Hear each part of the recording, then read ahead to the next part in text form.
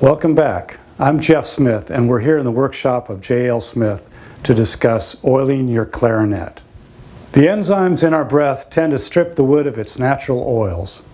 This can lead to decay in the surface finish inside the instrument and even eventually to changes in critical dimensions. The wood can become less stable and more prone to shrinking and cracking.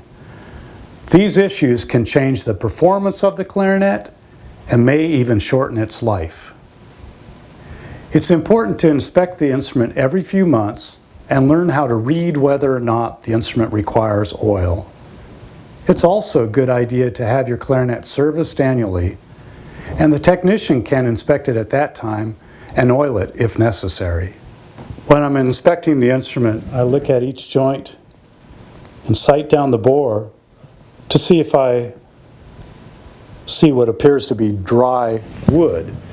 And I'll see sometimes a whitish appearance or a dull appearance. This usually indicates that the wood is dry and requires some oiling. I'll also inspect the ends of the tenons, each tenon, and I'll look inside the receiver on both the barrel and the lower joint.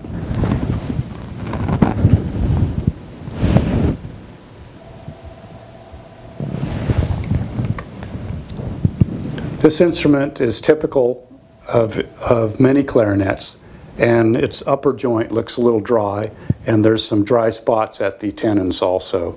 So I'm going to oil this instrument. When I'm oiling the bore, I use a pull-through swab and apply a few drops of Valentino bore oil to the swab. I love this oil. It's not synthetic, it's completely organic. It absorbs beautifully into the wood and leaves a very nice protective finish.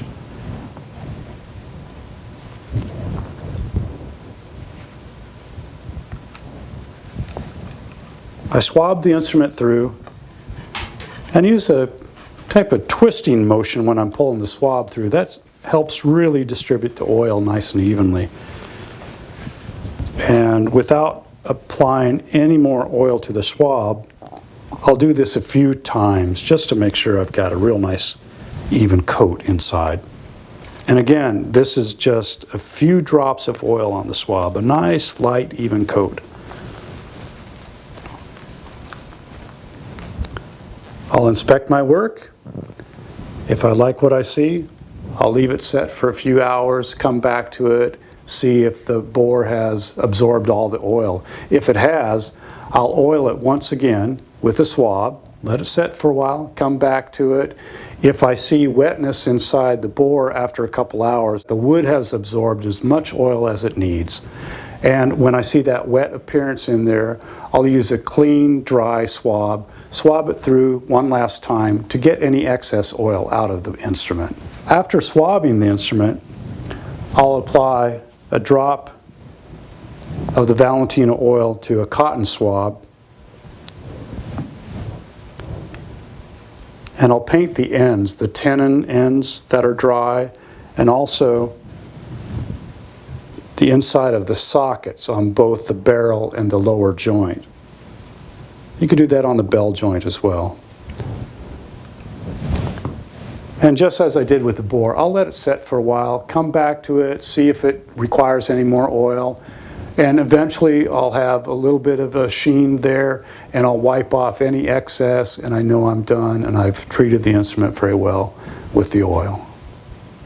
Thanks for joining me in the workshop today. I hope you've enjoyed it as much as I have.